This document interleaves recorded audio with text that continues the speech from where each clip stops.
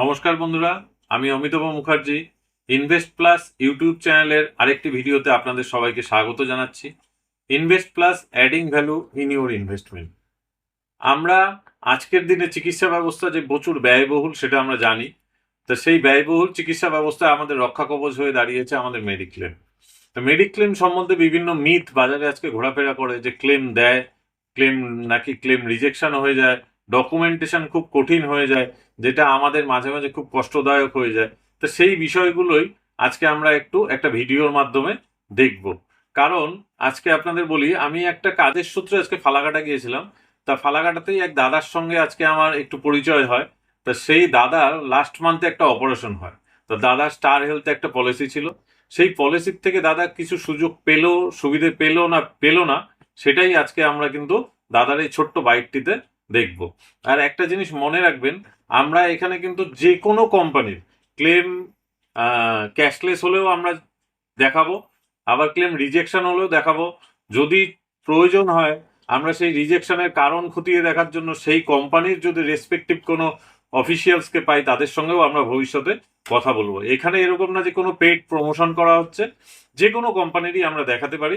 তবে হ্যাঁ, উত্তরবঙ্গে যেহেতু স্টার হেলথ একটা সর্বজন বিদিত নাম, জেনারেলি তাদেরই প্রচুর রিজেকশন আসবে এবং তাদেরই আবার প্রচুর কিন্তু ক্যাশলেস ক্লেমও হবে বা রিইম্বার্সমেন্ট ক্লেম হবে।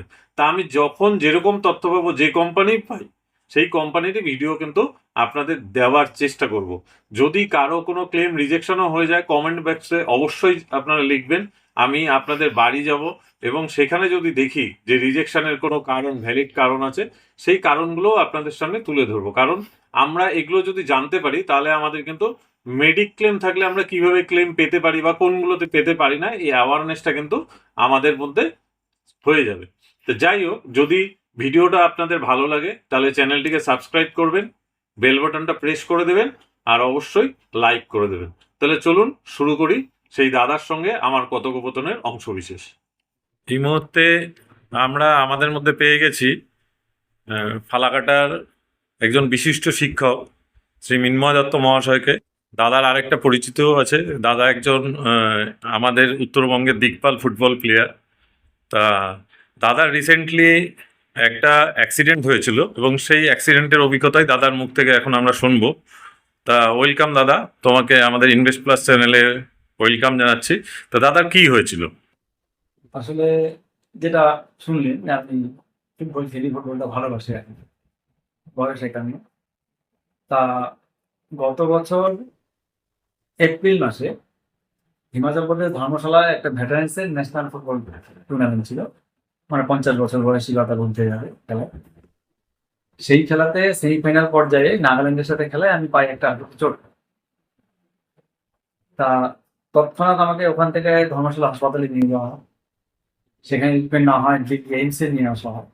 এইমসে ট্রিটমেন্ট করার পর আমি তৈরি হই, ওখান থেকে চলে এসে আমার এখানে এখানে এসে এক সপ্তাহের মধ্যে আমি শিলিগুড়িতে ডাক্তার দেখাই, স্টার হাসপাতালে। ওখানে ডাক্তারের পরামর্শে আমাকে প্রথমে এমআরআই করতে হয়। এমআরআই করার পর ধরা পড়ে যে আমার এসিএল ইনজুরি আছে, সেই সাথে মিনিস্টার এবং কাটিলেতে সামান্য ইনজুরি হচ্ছে।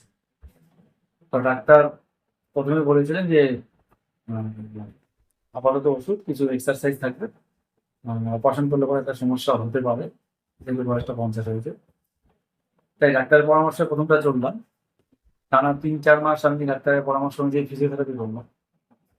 তা আমার চলতে ফিরতে 3 মাস 4 মাস পর থেকে চলতে সমস্যা হচ্ছিল না, কিন্তু ওই যে বললাম ফুটবলকে ভালোবাসি, ফুটবল খেলার টানে আবার আমি ফুটবল খেলতে চাইলাম মাঠে, ইচ্ছা প্রকাশ করলাম। কিন্তু উপায় পাচ্ছিলাম না, যে মাঠে দুবার নামার পরে দেখলাম যে আমার পাটা ঠিক সেভাবে সুন্দর হচ্ছে না কেন। স্বাভাবিকভাবেই আমি আমার বাবার ট্রিটমেন্টের জন্য ওই ব্যাঙ্গালোরে নারায়ণ হাসপাতালে গিয়েছিলাম। তা সেই সূত্রেই, সেই ফাঁকে, সেই অবসরে আমি একবার সেখানকার অর্থোপেডিক সার্জন প্রফেসর অভিনব স্যারকে দেখিয়েছিলেন। তা অভিনব স্যার সেই সময় আমাকে একটা এমআরআই এর কথা বলেছিলেন।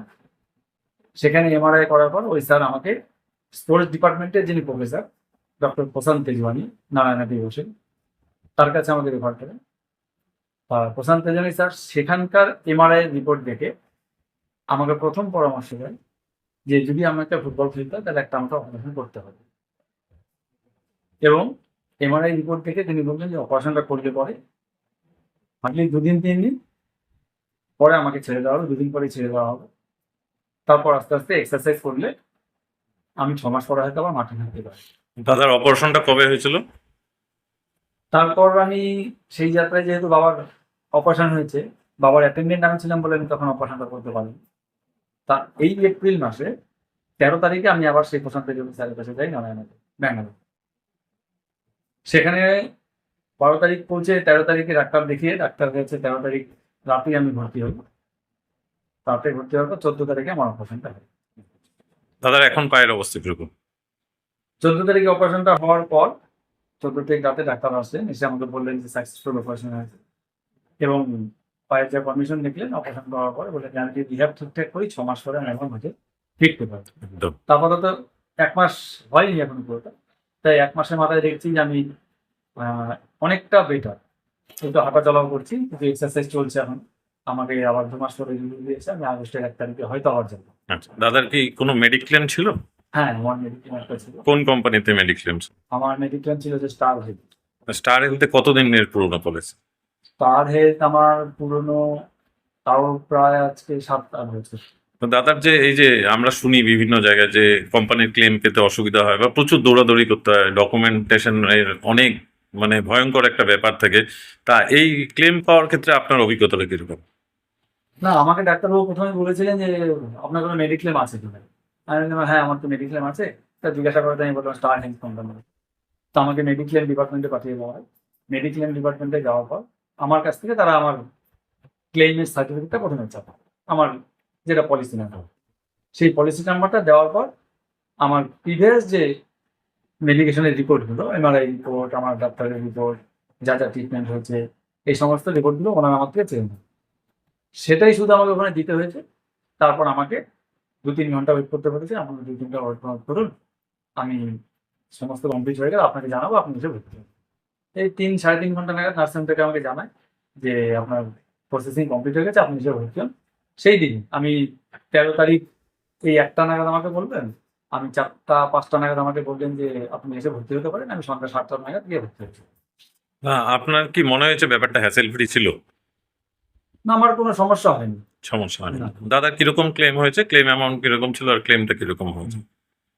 ক্লেমটা মূলত ডাক্তারবাবু আমাকে যেটা বলেছেন এমআরআই দেখে যে আমি আগে ক্যামেরা ঢুকিয়ে দেখবো যে কি আছে, তারপরে আমি বুঝতে পারবো যে আমাকে পুরোটা কি করতে হয় না করতে হয়।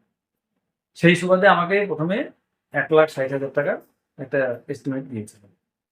সেখান থেকে স্টার হেলথ প্রথমেই আমাকে 1,00,000 টাকার উপরে 1,05,000-এর মতন আমাকে অ্যাপ্রুভ করে দিয়েছিলেন কোম্পানির থেকে, যে বাকিটা ফাইনাল বিল সেটেলড হলে তখন তার থেকে করা হবে। তারপর অপারেশন হওয়ার পর ডাক্তারবাবু আমাদের যে ফাইনাল বিলটা দিয়েছিলেন সেখানে আমার হয়েছিল হচ্ছে টোটাল এই 70,000 সামথিং। কোম্পানি কতটা পেমেন্ট করলো? কোম্পানি প্রায় বললে কি বলবো পুরোটাই দিয়েছে আমাকে। পুরোটাই। আমাকে ওই প্রসেসিং ফি বাবদ মাত্র 2,000 টাকাই দিতে হয়েছিল ওখানে, আর বাকি পুরো টাকাটাই আমাদের কোম্পানি দেবে। তা আজকের দিনে দাদা এই মেডিক্লেম, সেটা যে কোম্পানিরই হোক, মানে মেডিক্লেমের মাহাত্ম্যটা কি? অনেক মানুষ এখনো মেডিক্লেমের আওতার বাইরে আছে, তা আপনি তাদেরকে কি বার্তা দেবেন মেডিক্লেম সম্বন্ধে? দেখুন, একটা কথা এটা ঠিক যে ভবিষ্যৎ দ্রষ্টা আমরা কেউ না। আজকে আমরা সুস্থ আছি, আজ থেকে 2 দিন পরে আমরা কখন কোথায় কোন অবস্থায় থাকবো, কোন রোগে আমরা চলে যাব, আমরা কেউ কিন্তু জানি না। আর এই অসুস্থতা যখন হলো সেই মুহূর্তে আমাদের হাতে আর্থিক সমৃদ্ধি সেই মুহূর্তে আমাদের সবার বেশি নাও থাকতে পারে। সুতরাং আমার মনে হয় যে ভবিষ্যতের কথা মনে করে, ভবিষ্যতের যে কোনো ট্রিটমেন্ট হোক না কেন, ট্রিটমেন্টের কথা মাথায় রেখে, আর্থিক সুরাহার ব্যাপারটার কথাও মাথায় রেখে মেডিক্লেমটা অবশ্যই প্রত্যেকটা মানুষের জরুরি। মেডিক্লেম না থাকলে হয়তো এমন হতে পারে যে আমি ওখানেই দেখেছিলাম আমার অপারেশন চলাকালীন যে আমার মতন একজনের অপারেশন হয়েছে, তাকে পুরো টাকাটা বিয়ার করতে হয়েছে শুধুমাত্র তার মেডিক্লেম ছিল না বলে। অথচ আমার সঙ্গে স্টার হেলথ ছিল বলেই কিন্তু আমি জাস্ট 2,000 টাকা দিয়ে আমার ট্রিটমেন্টটা কমপ্লিট করে চলে আসতে পেরেছি। সুতরাং মেডিক্লেমটা প্রত্যেক মানুষের জন্য জরুরি। তা দাদা, স্টারকে যদি আপনার রেটিং করতে হয়, আউট অফ 10 আপনি কত দেবেন?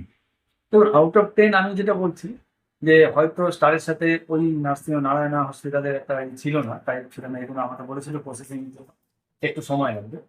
সেই জন্য আমাকে 3 ঘন্টা 4 ঘন্টার মতো ওয়েট করতে হয়েছে।